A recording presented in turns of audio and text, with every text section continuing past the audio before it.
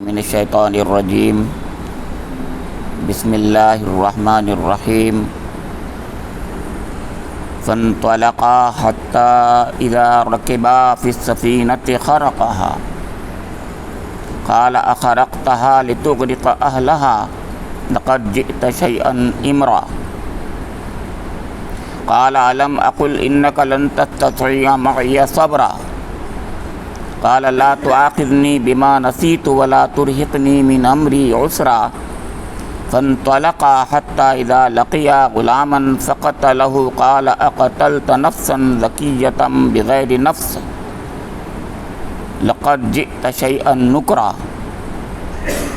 قال الم اقل لك انك لن تستطيع معي صبرا قال ان سألتك عن شيء بعدها فلا تصاحبني قد بلغت من لدني عذرا فانطلقا حتى إذا أتيا أهل قرية استطعما أهلها فأبوا أن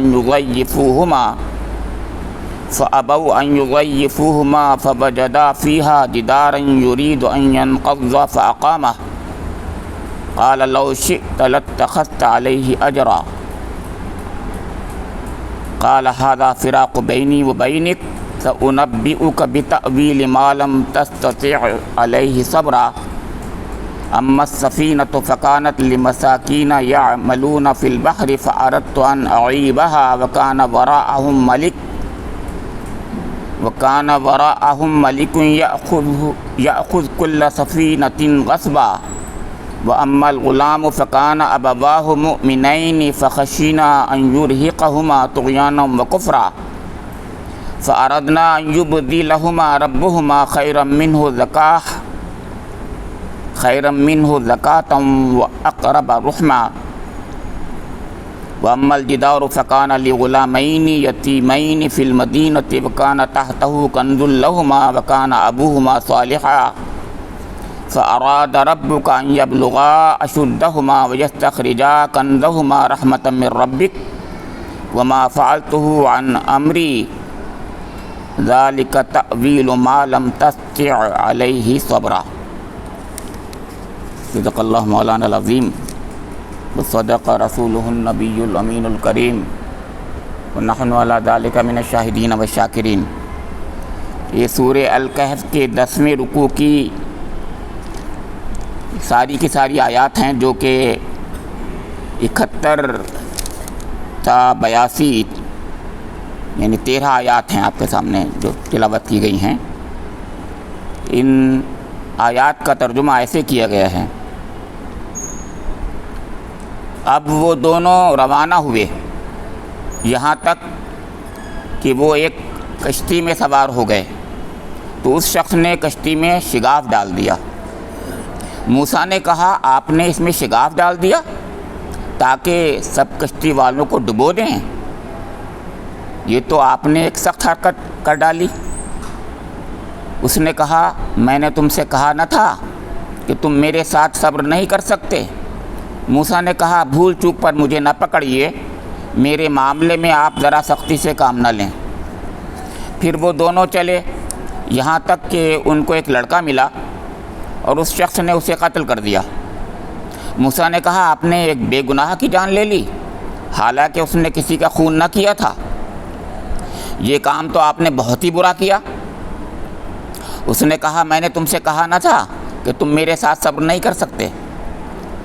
موسیٰ نے کہا اس کے بعد اگر میں آپ سے کچھ پوچھوں تو آپ مجھے ساتھ نہ رکھیں، لیجئے اب تو میری طرف سے آپ کو عذر مل گیا۔ پھر وہ آگے چلے یہاں تک کہ ایک بستی میں پہنچے اور وہاں کے لوگوں سے کھانا مانگا، مگر انہوں نے ان دونوں کی ضیافت سے انکار کر دیا۔ وہاں انہوں نے ایک دیوار دیکھی جو گرا چاہتی تھی، اس شخص نے اس دیوار کو پھر قائم کر دیا۔ موسیٰ نے کہا اگر آپ چاہتے تو اس کام کی اجرت لے سکتے تھے۔ اس نے کہا بس میرا تمہارا ساتھ ختم ہوا، اب میں تمہیں ان باتوں کی حقیقت بتاتا ہوں جن پر تم صبر نہ کر سکے۔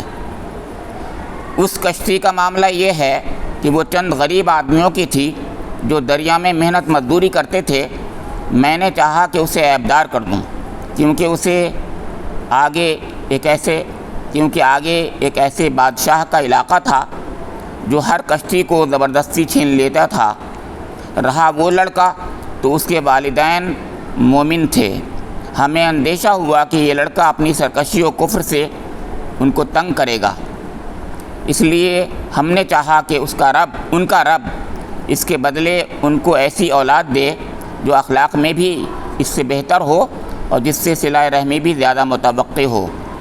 اور اس دیوار کا معاملہ یہ ہے کہ یہ 2 یتیم لڑکوں کی ہے جو اس شہر میں رہتے ہیں۔ اس دیوار کے نیچے ان بچوں کے لیے خزانہ مدفون ہے اور ان کا باپ ایک نیک آدمی تھا، اس لیے تمہارے رب نے چاہا کہ یہ دونوں بچے بالغ ہوں اور اپنا خزانہ نکال لیں۔ یہ تمہارے رب کی رحمت کی بنا پر کیا گیا ہے، میں نے کچھ اپنے اختیار سے نہیں کر دیا ہے۔ یہ ہے حقیقت ان باتوں کی جن پر تم صبر نہ کر سکے۔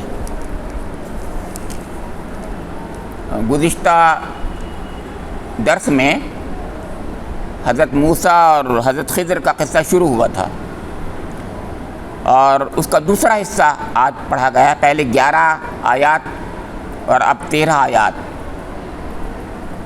کل ملا کر کے قصہ بنتا ہے۔ اس کے بارے میں ابتدائی باتیں تو آ چکی ہیں آپ کے سامنے، لیکن چند باتیں میں بھی عرض کرنا چاہوں گا۔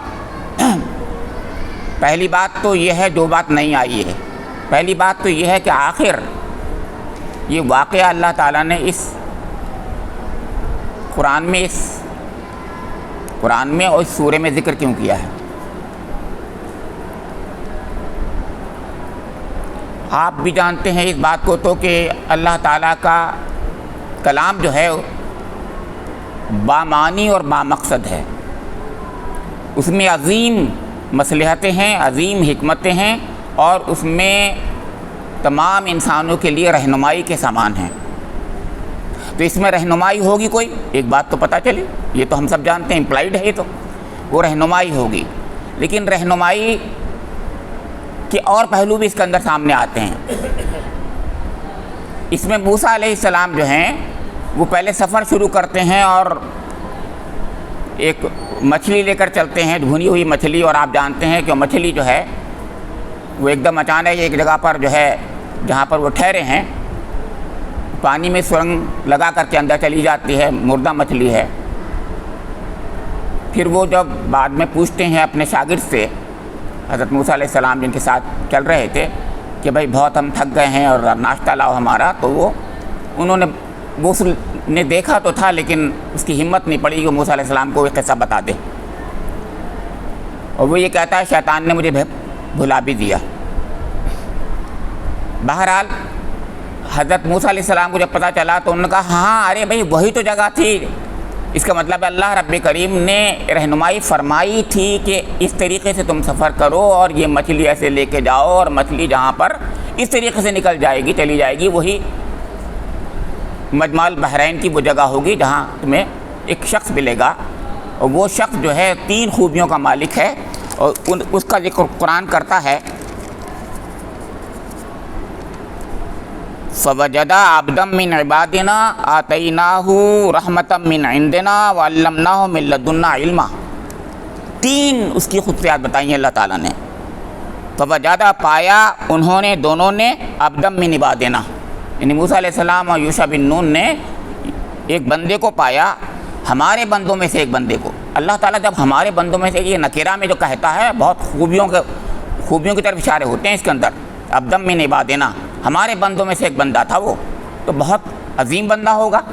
دوسری بات کہی گئی آتَيْنَاهُ رَحْمَةً مِّنْ عِنْدِنَا، ہم نے اس کو جو ہے اپنی رحمتوں کا ایک خاص حصہ عنایت کیا تھا۔ اور پھر فرمایا وَعَلَّمْنَاهُ مِن لَّدُنَّا عِلْمًا، ہم نے اس کو خاص اپنے پاس سے علم دیا ہے۔ علم لدنی کہہ دیتے ہیں لوگ اس کو، لیکن مطلب اس کا وہی ہے کہ ہم نے خاص علم دیا ہے، خاص رحمت سے نوازا ہے، اور میرے بندوں میں سے ایک بندہ ہے وہ۔ تو گویا اللہ تعالیٰ نے یہ کہا تھا کہ تم جاؤ، کیوں آخر کہا ہوگا؟ اب یہ بات جو ہے شاید نہیں آئی گزشتہ۔ بات یہ ہے کہ اللہ تعالیٰ نبیوں کی بھی تربیت کرتا ہے، خاص طور سے اولو العزم انبیاء کرام کی، اور جیسے حالات ہوتے ہیں ان کے لیے، جیسے حضرت ابراہیم علیہ السلام کے قرآن میں ذکر کرتا ہے کہ وہ ملکوت کا جو ہے مظاہرہ کراتا تھا، تو کسی کو تو مظاہرے سے کام بن جاتا تھا، کسی کو ڈیمانسٹریٹیو نالج دیتا تھا اللہ تعالیٰ، جسے ہم کہتے ہیں اورینٹیشن کورس اور ٹریننگ کورس، یہ ریفریشر کورس، اس میں سے اورینٹیشن کورس جیسی ایک کیفیت ہے اس کے اندر۔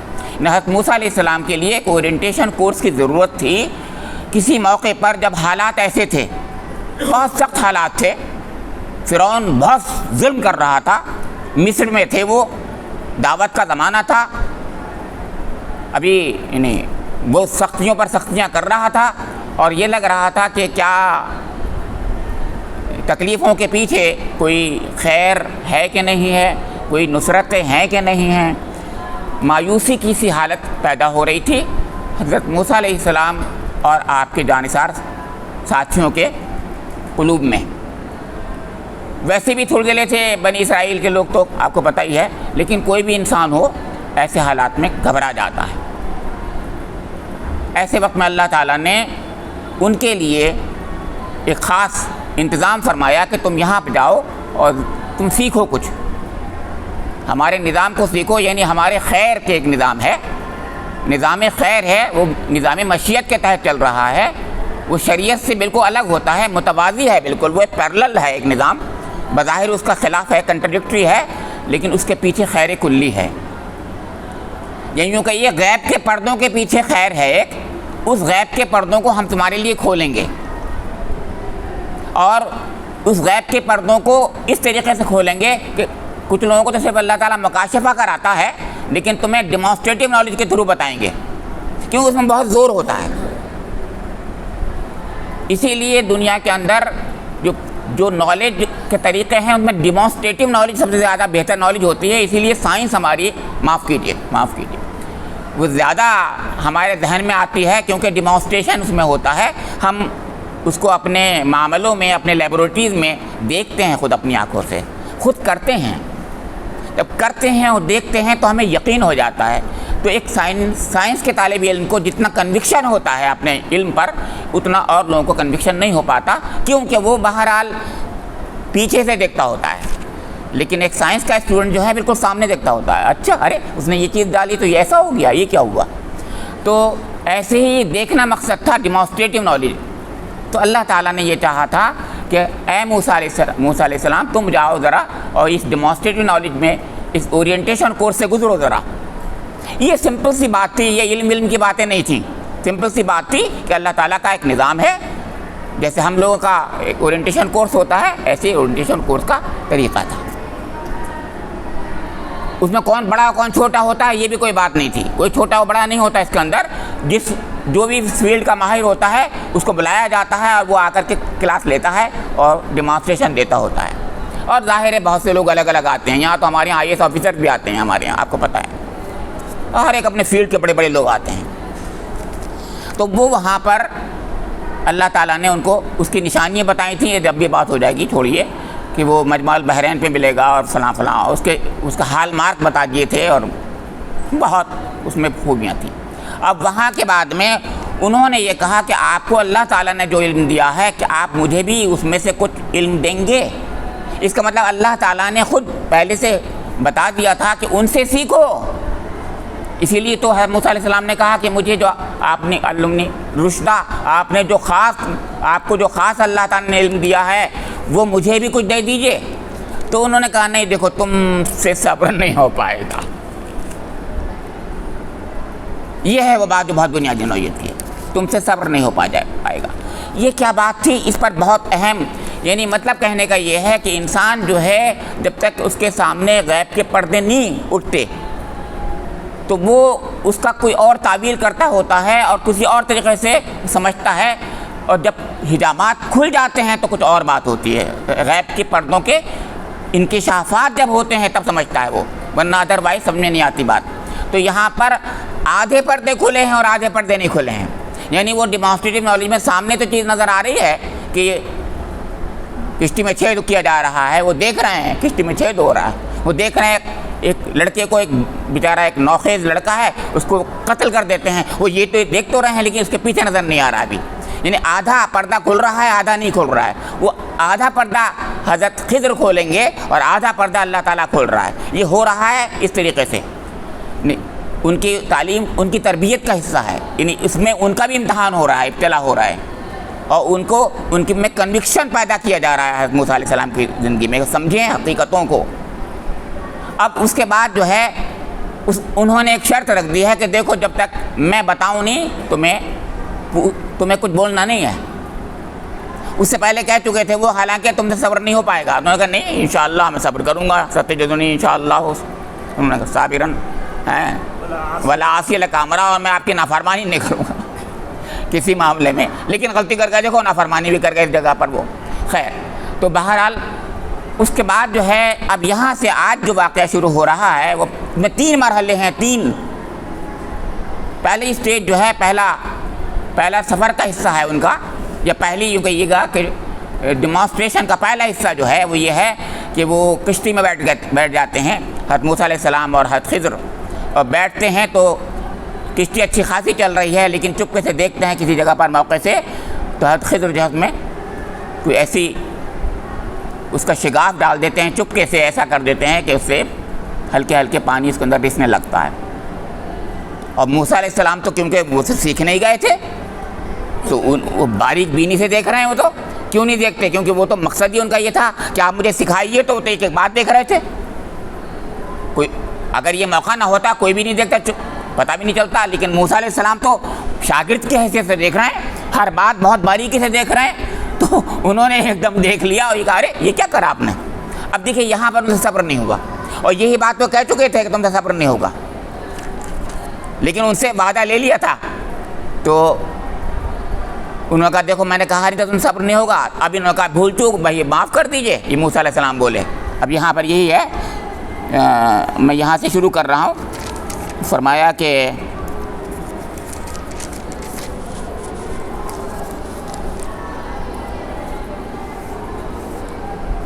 فانطلقا حتى اذا ركبا في السفينة خرقها قال اخرقتها لتغرق اهلها لقد جئت شيئا امرا. اب وہ دونوں روانہ ہوئے موسیٰ علیہ السلام اور حضرت خضر، یہاں تک کہ وہ ایک کشتی میں سوار ہو گئے تو اس شخص نے کشتی میں شگاف ڈال دیا. موسیٰ علیہ السلام نے کہا آپ نے اس میں شگاف ڈال دیا تاکہ سب کشتی والوں کو ڈبو دیں. سوال کر کے استفہامیہ ہے. اب زیادہ ہی کچھ کہہ گئے، معاف کیجیے گا. حضرت موسیٰ علیہ السلام اس جگہ ناراض ہو گئے، مطلب ناراضگی میں کہہ گئی ہے کیا آپ ڈبو دیں گے سب لوگوں کو. آپ کو پتہ ہے موسیٰ علیہ السلام ذرا مزاج کے ویسے بھی گرم مزاج والے آدمی تھے. تو اور ان سے برداشت نہیں ہوئی. حق کی حمیت میں انہوں نے دیکھا کہ یہ کیسے غلطی یہ کر رہے ہیں، ان سے برداشت نہیں. وہ بھول گئے کہ میں نے وعدہ کیا ہے. تو انہوں نے فوراً یاد دلایا کہ دیکھو میں نے کہا نہیں تھا کہ تم سے صبر نہیں ہوگا.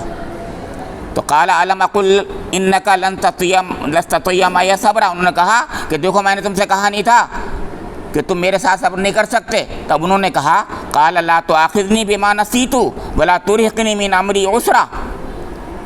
اب یہ کہہ رہے ہیں موسیٰ علیہ السلام کہ بھول چوک پر مجھے مت پکڑیے اور میرے معاملے میں آپ ذرا سختی سے کام نہ لیجیے. مطلب میرے مزاج کا بھی خیال کیجیے کہ میرا مزاج بھی کچھ تھوڑا سا ویسا ہے، اور حق کے معاملے میں برداشت نہیں کرتا ہوں. وہ حق کا معاملہ تھا نا، یہ مطلب تھا. حمیت حق کہتے ہیں جس کو. یہ بات ایک نبی کے اندر حمیت حق بہت ہوتی ہے. موسیٰ علیہ السلام جیسا نبی. تو فانطلقا، اب دوسرا واقعہ، اور وہاں سے یہ واقعہ گزر گیا. اب دوسرا مرحلہ آتا ہے. فانطلقا حتی اذا لقیا غلاما فقتلہ قال اقتلت نفسا زکیۃ بغیر نفس لقد جئت شیئا نکرا. اب دیکھیے پھر وہ دونوں چلے. فانطلقا حتی اذا لقیا غلاما، یہاں تک کہ ان کو ایک لڑکا ملا. فقتلہ، انہوں نے قتل کر دیا. قال قتلت نفسا زکیۃ بغیر نفس. موسیٰ نے کہا ارے آپ نے ایک بے گناہ کی جان لے لی، حالانکہ اس نے کسی کا خون نہیں کیا تھا. لقد جئت شیئا نکرا، اور آپ نے تو بہت ہی برا کام کیا ہے. دیکھیے پہلی والی آیت میں جو تھا، جب انہوں نے شگاف کیا تھا تو وہاں تو انہوں نے یہ کہا تھا کہ لقد جئت شیئا امرا. نہیں آپ نے بہت یہ برا کام کیا، لیکن نکرہ اور امرا میں جو فرق ہے بہت غور کیجیے، یہ قرآن ہے یہ، یعنی اس میں بہت ہی زور نظر آتا ہے، یہ تو بہت ہی برا کام ہے جو آپ نے کر دیا، نکرہ یعنی نکیر جسے کہتے ہیں کی گئی ہے، اور وہاں پر شاید امرا کہا تھا تو کہا کہ دیکھیے آپ نے سخت حرکت کر ڈالی، اس میں سخت کہا اچھی بات نہیں، مطلب ایسے کہ یہ قرآن ہے، جو اعجاز ہے قرآن کا، وہ لفظ ایسی جگہ بولتا ہے بالکل برمحل ہوتا ہے وہی چیز، اور موسیٰ علیہ السلام اسی انداز سے بات کر رہے ہیں، اور اللہ تعالیٰ امتحان بھی سخت لے رہا ہے، مطلب پہلے تو امتحان وہ لیا تھا موسیٰ علیہ السلام کا کہ وہ ایک شخص کو دیکھ رہے ہیں کہ وہ شگافی ڈال رہا ہے، ان سے برداشت نہیں ہوا تھا تو انہوں نے یاد دلایا تھا، اب اگلی بار میں جو ہے اس سے زیادہ سخت معاملہ آ گیا، اب وہ برداشت ہی نہیں ہوا ان سے، حالانکہ وعدہ کر چکے تھے، یہ ہے وہ بات۔ تو یہاں پر حضرت خضر اب کہہ رہے ہیں، پھر کہہ رہے ہیں قال الم اقل لک انک لن تستطیع معی صبرا، کہ دیکھو میں نے کہا نہیں تھا تم سے کہ تم میرے ساتھ صبر نہیں کر سکتے۔ اب یہ کیونکہ دوبارہ بات آ گئی تو یہ کہہ رہے ہیں موسیٰ علیہ السلام قال ان سألتک عن شیء بعدها فلا تصاحبنی قد بلغت من لدنی عذرا، سمجھ گئے کہ غلطی تو مجھ سے ہو گئی ہے، وعدہ کیا تھا میں نے، وعدے کی خلاف ورزی ہو گئی، تو انہوں نے کہا کہ ٹھیک ہے اب کے بعد جو ہے اگر میں اس پر بول دوں اور ٹوک دوں تو مجھے اپنے ساتھ مت رکھیے گا، فلا تصاحبنی، اور اب تو آپ کو میرے لیے ایک عذر مل گیا، یعنی فراق کا، ہم دونوں کو جدائی کا ایک عذر تو آپ کو مل گیا نا، اب تو لیجیے، اب تو میری طرف سے آپ کو عذر مل گیا۔ اب دیکھیے اب تیسرا واقعہ شروع ہو رہا ہے، جب تیسرا پھر فانطلقا حتی اذا اتیا اہل قریۃ استطعما اہلہا فابوا ان یضیفوہما فوجدا فیہا جدارا یرید ان ینقض فاقامہ قال لو شئت لاتخذت علیہ اجرا۔ پھر وہ آگے چلے یہاں تک ایک بستی میں پہنچے اور وہاں کے لوگوں سے کھانا مانگا، مگر انہوں نے ان دونوں کی ضیافت سے انکار کر دیا۔ وہاں انہوں نے ایک دیوار دیکھی جو گرنے والی تھی، اس شخص نے اس دیوار کو پھر قائم کر دیا۔ اب موسیٰ علیہ السلام سے پھر نہیں رہا گیا، موسیٰ علیہ السلام نے کہا کہ اگر آپ چاہتے تو اس کام کی اجرت لے سکتے تھے۔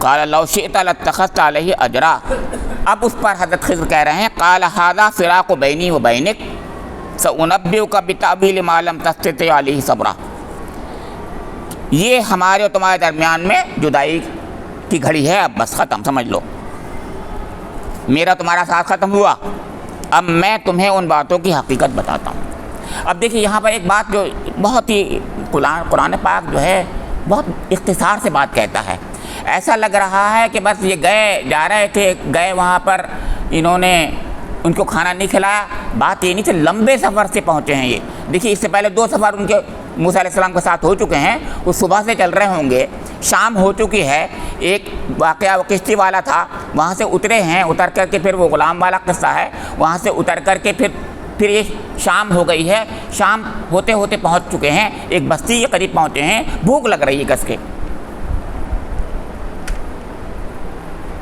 ان کو لگ رہی ہے نہیں لگ رہی ہے خدا جانے، موسیٰ علیہ السلام کو ضرور لگ رہی ہے، کیونکہ مجھے نہیں پتا، آپ بھی نہیں جانتے وہ کیا ہیں، وہ فرشتے ہیں اگر تو بھوک نہیں لگتی ان کو، لیکن اگر وہ انسان ہیں تو بھوک لگے گی ان کو بھی۔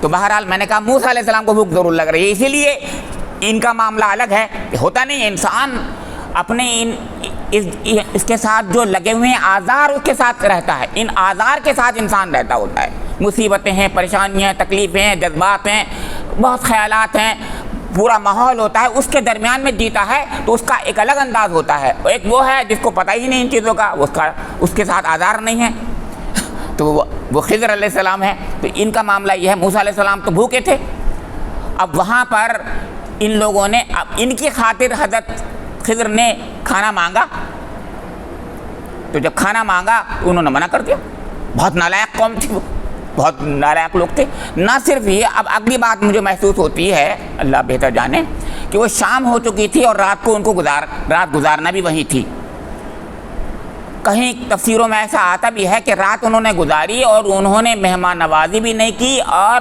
ان کی استراحت کا کوئی سامان بھی نہیں کیا، جنگل میں لیٹنا پڑ گیا ان کو، ایسے ہی رات کو ایسی گزارنی پڑ گئی ان کو، صبح کو پھر اٹھے ہیں وہ، اٹھنے کے بعد میں پھر اب اس بستی کے اندر سے گزر رہے ہیں، نکلنا چاہتے ہیں بستی سے، تو 2 وقت بالکل بھوکے ہو گئے ہیں،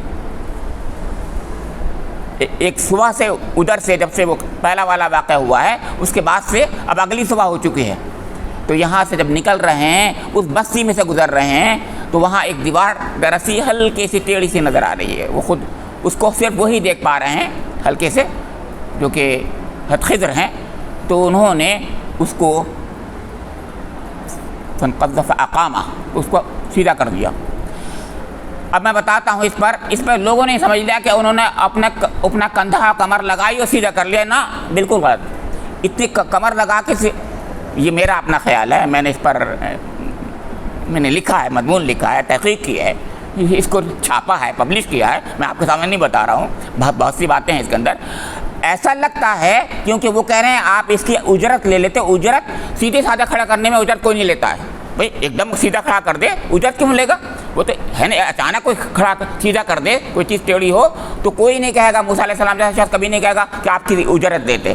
مطلب یہ ہے کہ خاصی دیر تک انہوں نے اس کی مرمت کی دیوار کی، اور دیوار کو ٹیڑھی جو ہو گئی تھی کو سیدھا کر دیا، اسی لیے وہ کہہ رہے ہیں کہ اس کی اجرت لے لیتے تم، کیونکہ بھوکے بھی تھے، انہوں نے کھانا بھی نہیں دیا تھا، اجرت لینے کا حق تھا ان کو، وہ کہہ گئے یہ، ورنہ موسیٰ علیہ السلام جیسے شخص یہ تھوڑی کہہ دیتا ذرا سی بات میں سیدھا کرنے پر کہ آپ سیدھا کر دیا آپ نے اس کی اجرت دیتے، غلط بات، کبھی نبی ایسی بات نہیں کہتا، بہت معزز ہوتا ہے، بہت بڑا اعلیٰ ظرف کا شخص ہوتا ہے نبی، تو وہ بات یہ نہیں تھی، بیچارے بھوکے تھے اور بہت دیر تک انہوں نے اور بھی دیر لگا دی اور اس کو سیدھا کرا ہے، حضرت خضر نے خاصی دیر میں اس کی مرمت کی ہے، ایسا لگتا ہے۔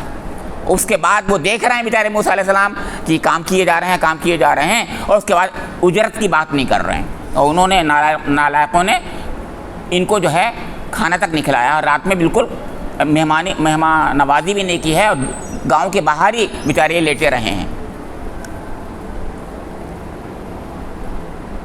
اس پر کہہ رہے ہیں قال لو شئت لاتخذت علیہ اجرا، کہ اگر آپ چاہتے تو اس کام کی اجرت لے لیتے۔ اب یہاں ان سے حضرت خضر سے برداشت نہیں ہوا، انہوں نے کہا دیکھو ھذا فراق بینی و بینک، اب یہ ہمارے تمہاری جدائی کا وقت آ گیا، کیونکہ اس وقت بھی آپ نے بول دیا۔ اچھا بات یہ کہ پہلے 2 میں اور اس میں فرق ہے ذرا، پہلے 2 تو واقعات جو ہیں اخلاقی طور پر ناپسندیدہ ہیں، بلکہ ایک تو جرم ہے باقاعدہ اخلاقی طور پر، قتل کر دینا کسی کو بغیر کسی اس کے، پہلا والا بھی عیب ہے، غلط کام ہے، لیکن تیسرا والا کام یہ تو اچھا کام کر رہے تھے، موسیٰ علیہ السلام اس پہ کیوں بول گئے؟ بات یہ نہیں تھی، بات یہ تھی کہ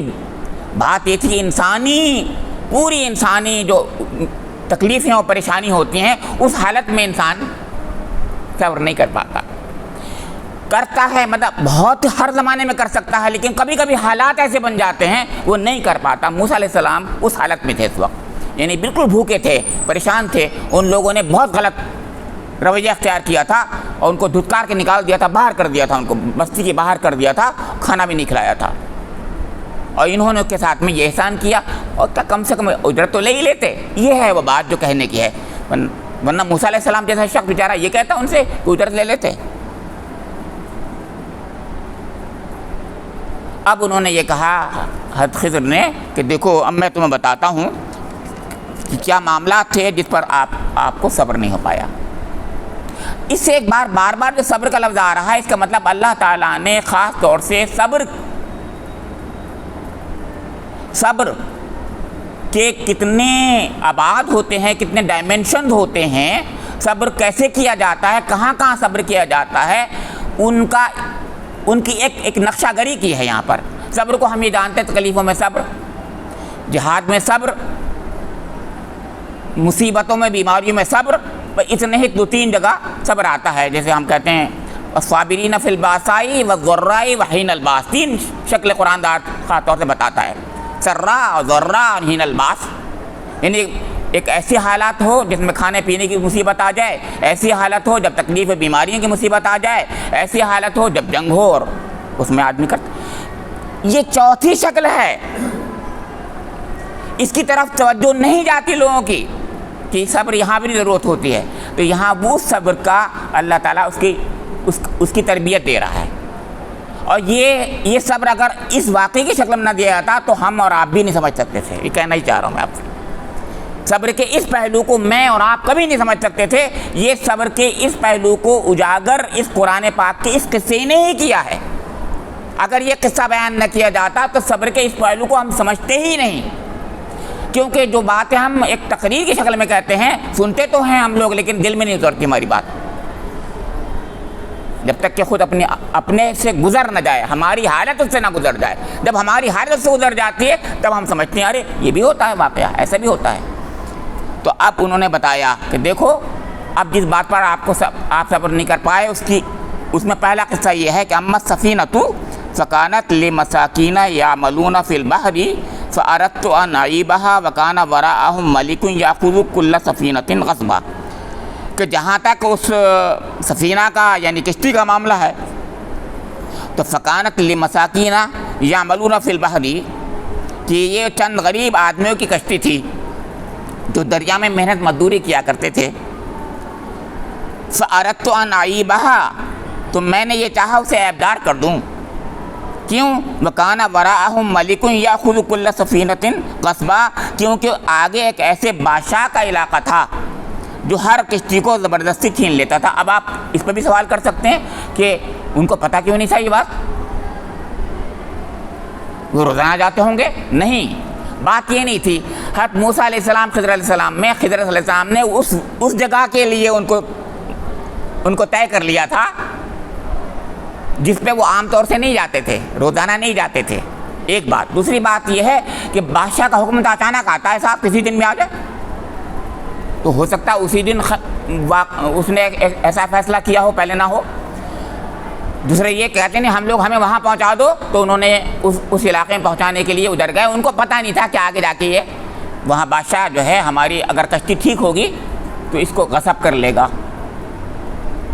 چنانچہ ان کو تو بیچاروں کو پتہ نہیں تھا، وہ تو چل رہے تھے، لیکن اللہ رب کریم تو جانتا ہے کہ یہ غریب بیچارے لوگ جو ہیں ان کے ساتھ میں کیا ہونے والا ہے۔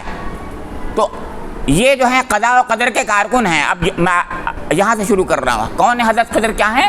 قضاء و قدر کے کارکن ہیں۔ جیسے اللہ تعالیٰ ایک پورے فرشتوں کا نظام مشیت میں چلاتا ہے، جیسے نظام شریعت کے لیے انبیاء کرام آتے ہیں اور صلحاء کرام ہوتے ہیں، ایسے نظام مشیت کے لیے اللہ تعالیٰ کے کارندے ہوتے ہیں، وہ ملائکہ ہوتے ہیں، اور دوسری اللہ تعالیٰ کی کون کون سی مخلوق ہے وہ اللہ جانتا ہے۔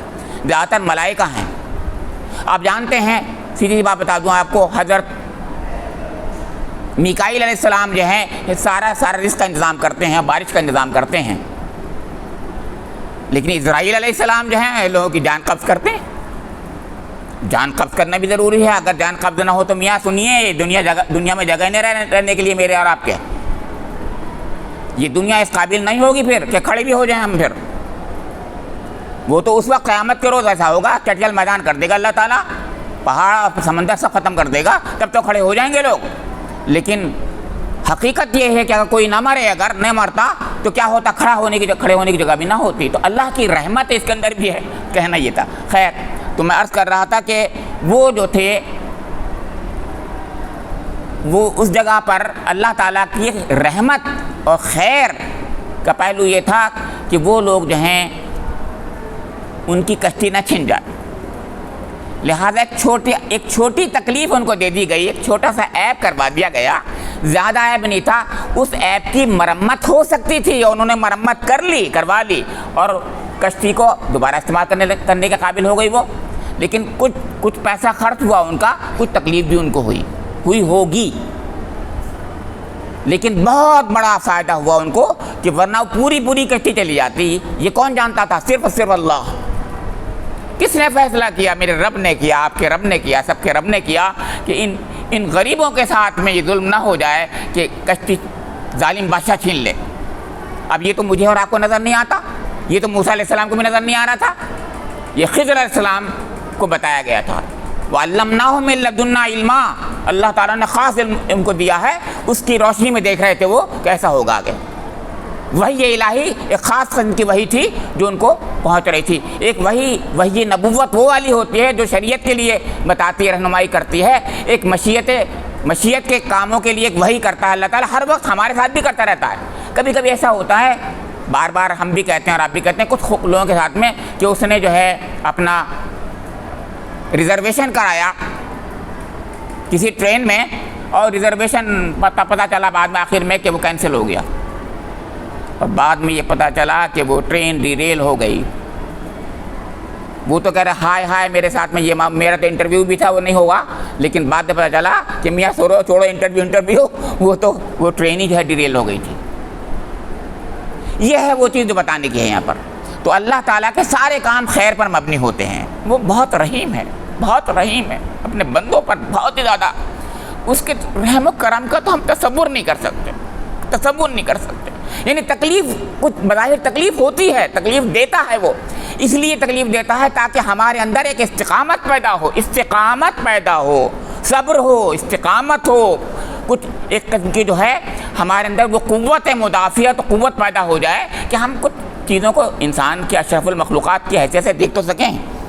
اب اس کے بعد فرمایا, اب اگلا واقعہ بتایا کہ اما الغلام فکان ابواہ مومنین فخشینا یرہقہما طغیانا وکفرا. اور اس نوجوان لڑکے کا یعنی ٹین ایجر لڑکے کا معاملہ جو تھا اس کو بھی سنو قصہ. تو اس کے والدین مومن تھے, مومنین فخشینا یرہقہما طغیانا وکفرا. لیکن اس کی اٹھان ایسی ہو رہی تھی, اس بچے کی اٹھان ایسی ہو رہی, اس کی صحبت کچھ ایسی پڑ گئی تھی, کچھ اس قسم کے لوگ اس کے ساتھ میں آ گئے تھے کہ وہ غلط راہ پہ پڑ گیا تھا. اب کیا ہوا, وہ غلط راہ پہ پڑ رہا تھا اور آگے جا کر کے وہ اپنے والدین کے لیے فتنے کا باعث بن جاتا.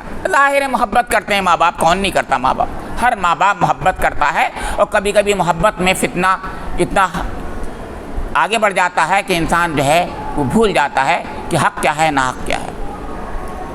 انما اموالکم واولادکم فتنہ, یہ ہے خطرناک. تو اس کے فتنے میں خطرہ تھا یہ کہ اپنے ایمان کو کھو دیتے یہ لوگ. اللہ تعالیٰ کا خیر کا معاملہ یہ ہوا کہ نہیں, کیونکہ کہہ رہے ہیں کہ فکانہ ابواہ مومنین, صرف اس بنا پر کہ اس کے والدین دونوں کے دونوں جو ہیں مومن تھے. اللہ تعالیٰ مومنوں کی تائید و نصرت کر رہا ہے, مومنوں کی تائید و نصرت کی خاطر یہ کر رہا ہے. ایک بچے کو تو اس دنیا کے اندر یعنی موت کے گھاٹ اتروا دیتا ہے, لیکن اس کے بعد تفسیروں میں ایک اور بات آتی ہے کہ اس کے بعد میں اللہ تعالیٰ اس کے بدلے متبادل سبسٹیوٹ ایک بچی دے گا, ایک اور اولاد دے گا. وہ بتایا وہ لڑکی تھی, اور اس کی نسل سے کتنے انبیاء کرام پیدا ہوئے یہ بتایا تفسیروں میں آتا ہے کہ اللہ تعالیٰ کے خیر کا معاملہ یہ ہے. اور میں نے عرض کیا تھا اس بار بھی اور آج پھر کہہ رہا ہوں کہ ان سب کا ثواب ان دونوں کو ملے گا. پھر اس صبر کے نتیجے میں جو صبر انہوں نے اختیار کیا, ایک بچے کے ختم ہونے پر وہ صبر کر گئے. اللہ اسی میں کوئی بہتری ہوگی, تو نے ہمارا بیٹا تو لے لیا, نوجوان بچہ لے لیا, لیکن اس میں کوئی خیر ہوگی. اس میں اللہ تعالیٰ نے کیا دیا ان کو, یعنی دوسری اولاد دی, اور دوسری اولاد کے بعد میں اس اولاد سے سلسلہ انبیاء چلا, اور اس میں خیر کے کتنے پہلو ہوئے, صدقہ جاریہ چلے کتنے آگے تک, اور لوگ جو ہیں اس کے ذریعے سے اس دنیا میں اللہ کے قریب ہوتے چلے گئے. ایک چھوٹی سی چیز مومنین نے کہا ابواہ مومنین, کہ اس کے ماں باپ دونوں مومن تھے. صرف ایک مومن ہونے کی وجہ سے رب کریم اتنا ہمارا خیال کرتا ہے, اتنا خیال کرتا ہے کہ تم مومن ہو تو ہم تمہیں ایسے نہیں ضائع کریں گے, ایسے ضائع نہیں کریں گے.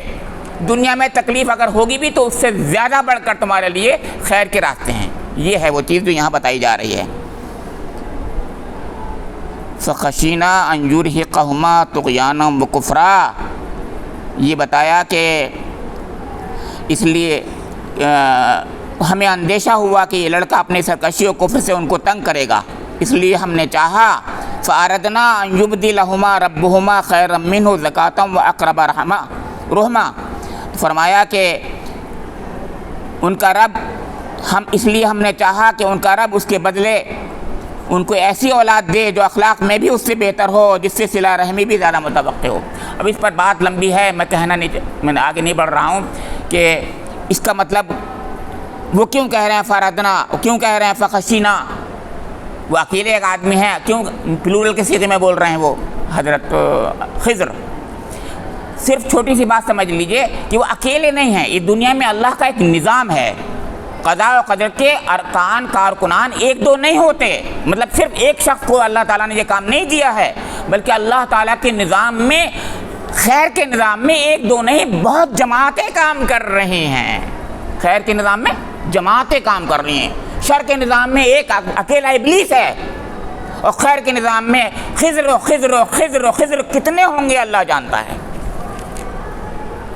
کیوں؟ کیونکہ ایک خضر ایک وقت میں ایک کام کر سکتا ہے، کوئی بھی ہو، کتنی جلدی کر سکتا ہو، لیکن اللہ تعالیٰ کی جلدی، اللہ تعالیٰ چاہتا ہے دیر نہ ہو، لہذا 10 لوگوں کو نہیں، 20 کو نہیں، ہزاروں کو کھڑا کر دیا اس نے کہ تم بھی سب کام کرو خیر کا، سب خیر کے کام کریں گے۔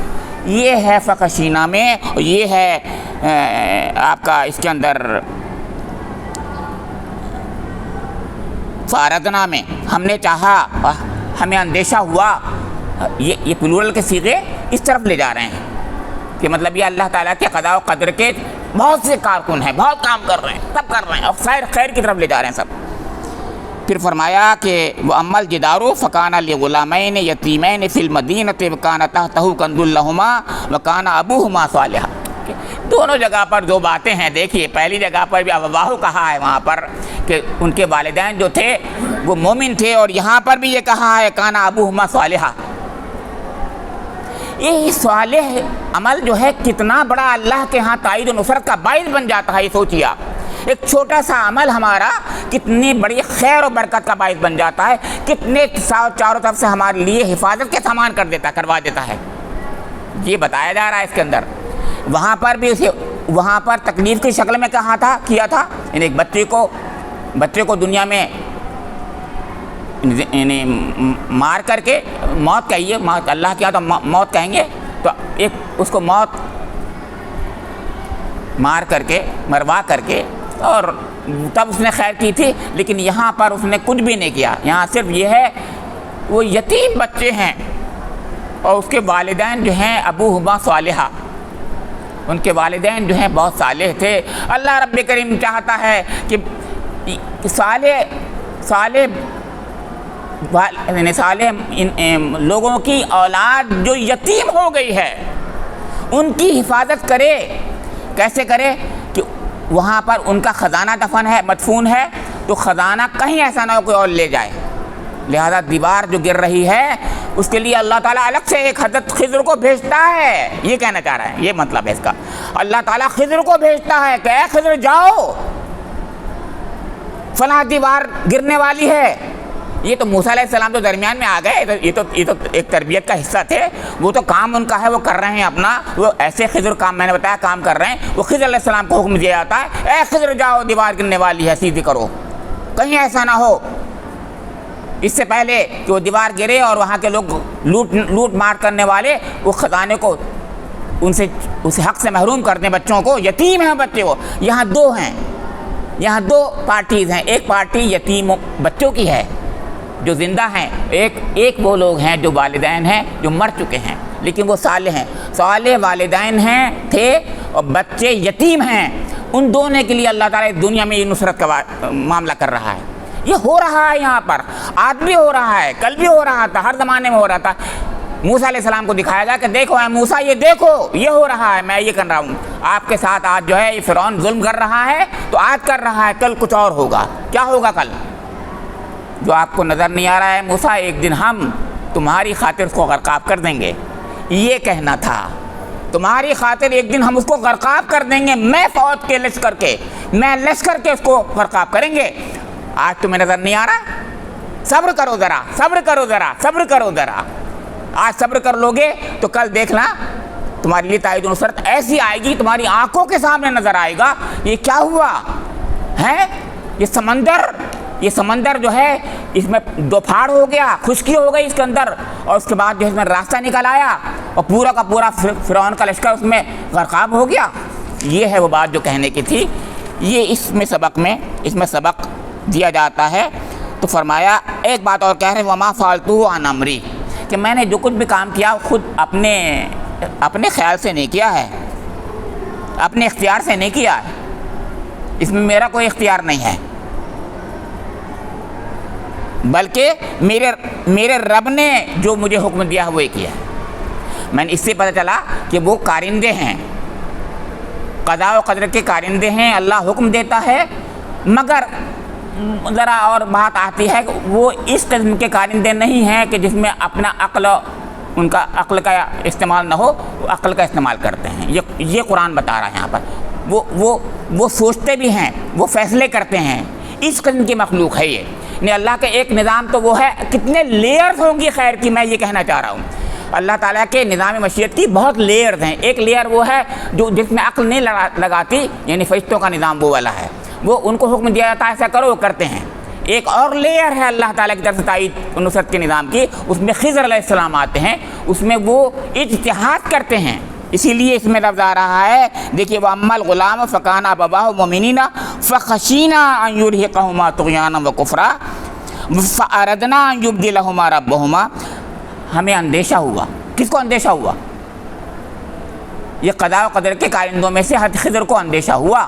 اللہ رب کریم کو اندیشہ تھوڑی ہوتا ہے، کوئی اللہ رب کریم فیصلے کرتا ہے، اندیشہ تھوڑی ہوتے ہیں، اس کو جو کہتا ہے ہو جاتا ہے۔ اس کا مطلب یہ اجتہاد کی قوت بھی اللہ تعالیٰ نے ان کو دی تھی، تو فرشتے ان میں نہیں آتے۔ یاد میں کہنا یہ چاہ رہا ہوں، میری نظر میں وہ فرشتے نہیں تھے، نہ وہ انسان تھے۔ انسان جو ہے اس دنیا میں اخلاقی مخلوق ہے، مکلف مخلوق ہے، جو بھی عمل کرے گا اس کا جواب دہ ہوگا۔ وہ غلط کام نہیں کر سکتا، یعنی وہ کسی لڑکے کو قتل نہیں کر سکتا، چاہے کتنا ہی اس کو کشف و کرامت اس کے سامنے آ جائے، الہام ہو جائے کہ ایسا کرو یہ ایسا ہوگا، کچھ نہیں۔ اللہ کے ہاں بھی جواب دے، دنیا میں بھی قانون اس پر لاگو ہو جائے گا، نافذ ہو جائے گا۔ تو چنانچہ یہ بات ہو ہی نہیں سکتی تھی کہ وہ جو ہے وہ انسان ہوں، نہ وہ ولی تھے، نہ وہ عام معنی میں نبی تھے۔ موسیٰ علیہ السلام جیسے نبی تھے، وہ شریعت کا نظام چلاتے ہیں، وہ ایک الگ مخلوق تھے جن کا کام وہ تھا کہ نظام مشیت کو چلانے کا۔ اور میں نے بتایا نظام مشیت کے بھی بہت لیئرز ہیں، ان میں خیر کے بہت سے لیئرز ہیں، ان میں سے ایک لیئر وہ ہے جس میں وہ اجتہادی قوت کے ساتھ اپنے کام کرتے ہوتے ہیں۔ اللہ تعالیٰ ان کو آزاد کر دیتا ہے، چلو فیصلے کرو میرے بندو، تم فیصلہ کرو۔ کچھ ایسا لگتا ہے مجھے کہ اللہ تعالیٰ نے، اقبال نے جو کہا تھا کہ ہاتھ ہے مومن کا بند، کیا ہے؟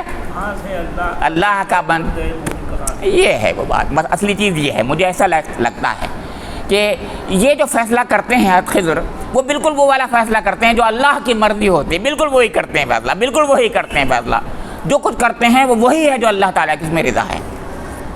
حالانکہ وہ فیصلہ بظاہر ان کا ہوتا ہے، لیکن وہ اللہ ہی کی رضا اس میں ہوتی ہے۔ تو اللہ رب کریم سے میری بھی دعا ہے کہ رب کریم جو غیب کے پردے ہیں، وہ پردے تو ہمارے لیے نہیں کھلیں گے، لیکن ہاں ان کا انکشاف استحضار ہو سکتا ہے۔ ہم بھی اپنے رب سے اگر ایک مثبت تعلق رکھتے ہیں، اس پر ایمان لاتے ہیں اور رب کے بارے میں ایک اچھا گمان رکھتے ہیں، تو انشاءاللہ تعالی ہمارے لیے ہمارے حق میں بہتری ہوگی اور ہمیں سکون ملے گا۔ ہمیں ہر بار اس کی تعویل ایسی ہم کریں گے کہ کچھ نہیں، سب ٹھیک ہو جائے گا، سب ٹھیک ہی ٹھیک ہوگا، اس میں خیر ہی ہوگی، اس میں اچھا ہی ہوگا۔ جب ایسا ہوگا تو پازیٹیو ایٹیٹیوڈ کی وجہ سے ہمیں سکون ملتا ہے۔ اللہ رب کریم ہمیں اجر دیتا ہے۔ رب کریم مجھے بھی، آپ لوگوں کو بھی وہ سکون، وہ اجر نصیب فرما دے، وہ ایمان، وہ اخلاص نصیب فرما دے کہ جس کے بعد جو ہے ایک مومن بن جاتا ہے، مومن مخلص بن جاتا ہے، مومن اس دنیا میں بھی سکون کی زندگی گزارتا ہے اور مرنے کے بعد بھی نفس مطمئنہ، یا ایتھا النفس المطمئنہ ارجعی الی ربک راضیۃ مرضیہ فادخلی فی عبادی وادخلی جنتی۔ تو رب سے اپنے راضی ہو جاتا ہے، رب اس سے راضی ہو جاتا ہے، یہ راضیۃ مرضیہ کی کیفیت کی دعا مانگا کریں۔ اللہ رب کریم مجھے اور آپ سب لوگوں کو راضیۃ مرضیہ والی صفت نہ صحیح مگر اس دن یہ معاملہ ہمارے ساتھ کر دے۔ ربنا تقبل منا انک انت السمیع العلیم، تب علینا انک انت التواب الرحیم۔